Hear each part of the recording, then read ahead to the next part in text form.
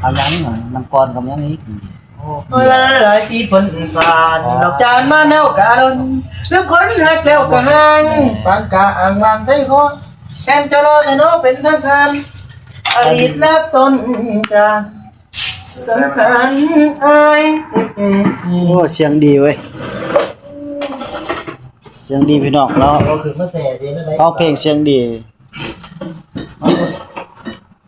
อาสุกิบาเสมอมันคือเก่าเด้อพวกพี่น้องบ้านเฮา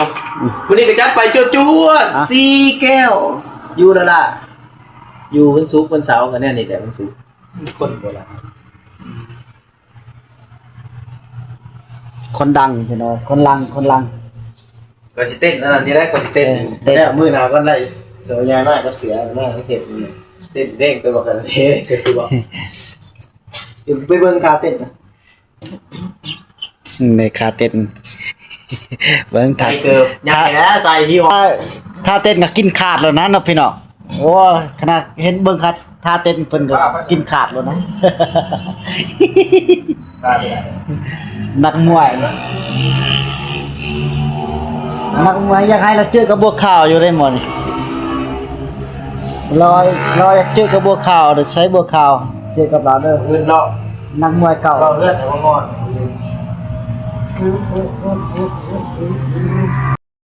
เอ้ยยูทูบเบอร์ กดสินงัว ว่าสินหัวเลยพี่น้องเอ้ยอ่านยังเลย3คนพี่น้อง3พี่น้องนุ่งวง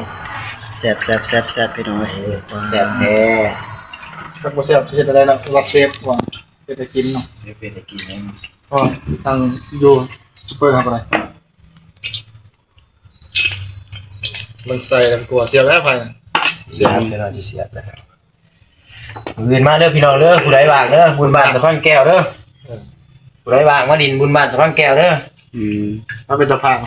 แต่ป้าก็แถวนี้แหละย่างรอน้ำทางมื้อนี้แหละ ให้เอิ้นไปกินเหรอ สิชวนไปดอกว่าคันได้มาหาข่อยหั่นนะปกติพระย่างรออยู่ดอกมื้อนี้หันกินตัวนี้ไปก่อนนี่กินห้องทองเขาเอิ้นว่าอุ่นเครื่อง คุณเครื่องไว้ก่อนเนาะ อุ่นเครื่องไว้ก่อน เบิ่นมื้อจริงเบิ่น มื้อน่ะแม่นของแท้หลายมื้อหลายบุญบ้านสะพานแก้วเด้อวันที่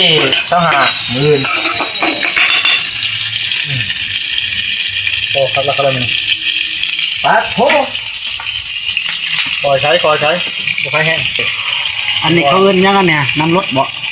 ใส่ถุงมือ ถึงหมอก ตาลไปจังหน่อย 1 กิโลกรัม 1 กิโลกรัม งวดเด้อ มันน้อยนะพี่น้องงานแซ่บๆมัน โอ้อยู่กัน3คน ตับแกมเลยเด้อนี่ก็เป็น น้ำแก้มกับเข่าด้วยเนี่ย ทั้งตับแกมทั้งตับเผาเลย คนดังคนนี้ เดือกันเนาะ เฮ็ดแต่พวกมันมาลงเกลือ เชื่อบ่ได้เชื่อบ่ได้ เกลืออะไร การห่อดังผมนักกระเซ้าตกเนาะอากาศเย็นเนาะแต่ว่ากายมันห่อ แหมขั้นตอนต่อไปเด้อพี่น้อง สิลง ทั้งตับทั้งหัวเนี่ย มันมีเซฟมัน พี่น้องเด้อมาเด้อ งานแรงเนาะคนเฮาทำมากหาเฮ็ดอยู่เฮ็ดกินหน่อยมือสามารถเป็นคนกินไปอีก ลงไปกินลมเนาะ ตาทักเลย ลงไปกินลม นี่ก็ ป้านี่จังหน่อยพี่ ยู น้อง ทูบเบอร์พี่น้ ป อง ระมาณ7 นาทีค่อยว่ากัน ยูทูบเบอร์ได้นี่นะครับ มาเบิ่งปูจะกิน กับทักทายสบายดีส่งข่อยนี่กว่า ตื่นสแนลภาษาไทย นี่ตามเด้อ ส่องเฮาซีพันดอนเนาะ ติดตามเพิ่นแน่ เอ็มมันเค MKC บ่ XMK MKC อันนี้พันทิพย์ดูน้อง จังหน่อยได้กัน สบายดีพี่น้องสบายดีเด้อ จังหน่อยกินได้ บ่สบายดีสิมาเบิ่งมึงบอกว่า จังหน่อยสิตอบคือบอกหม่ำจกมกไม่สบายจะมาดูหรืออีก ว่าจะตื่นไปเอาดูสวน ใส่น้ำอีกบ่ได้หนึง แล้วเดี๋ยวสดให้ของแก้มเด้ งับไว้ เหมือนกัน อันนี้ เอาครับ ว่าเฮ็ดกินสำเร็จเนาะ เอาได้ลงไปโอ้ยคือเบียร์อีกวะ โอ้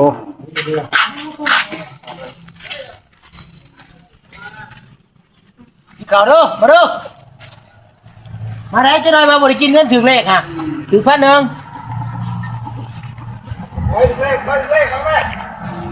ถึงตอนบ่หลายคนไหนถึงหลายคนบ่ได้เอาซะ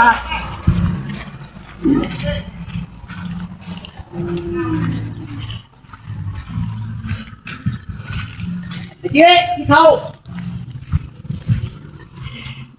อ่ะพอเดี๋ยวพี่น้องมาเด้อ แต่ว่าฮอดบนจุดหมายปลายทางบนเฮาสิ บ่เฮาสิรับประทานอาหาร มาสันซะนั่งจอก่อนเป็นหมดทุกอย่าง อาหารแรงก็ประมาณนี้แหละพี่น้องเอ้ย สวรรค์บ้านนาอยู่นะไม่รู้อะไรใครมอง รู้สึกซะแนวเอาไปตามลิ้นได้ไหมเว้ยเอาไปตามลิ้นได้ไหม อาหารแรงแซ่บ มึงกับกูพอเลย มันก็สิเป็นหยัง ผมบ้าสวัสดิ์มาหน้าดินข้าปลอดปงเดินตามช่องฟังเสียงกบเขียดห้องเขียดห้องโอ้คือบุมี